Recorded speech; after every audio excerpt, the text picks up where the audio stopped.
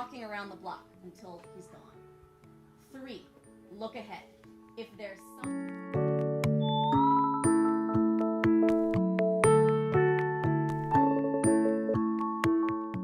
This idea of like pretending when you're really scared, she and Sal do that kind of pretending action, and that's like a self-defense when you're near. I read this and I think many different things. 1, it's a list, and that looks different. I haven't seen Miranda making lists like this before. Man in the street, the homeless guy. So basically, they were trying. They always tried to not look like they were scared. Salad.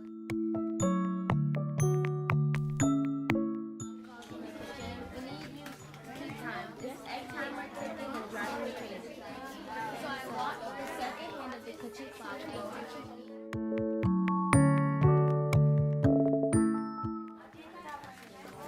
it's helping me out with the letters. That's how she carries like some of the things. She just likes, if her mom had flat hair, she wouldn't really have a bunch again because she wouldn't have anybody to envy.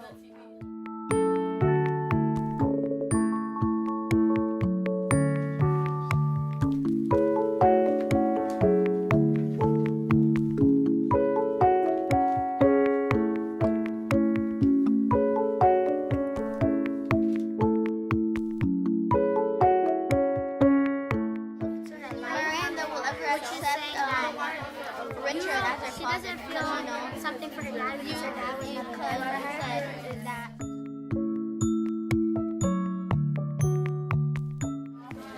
Will she be confused because she doesn't want him as her father?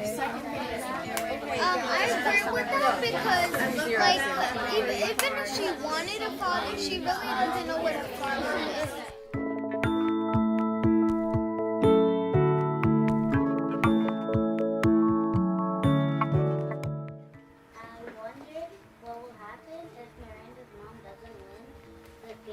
Because it said that Richard and Miranda already got their hopes up that they even put a list.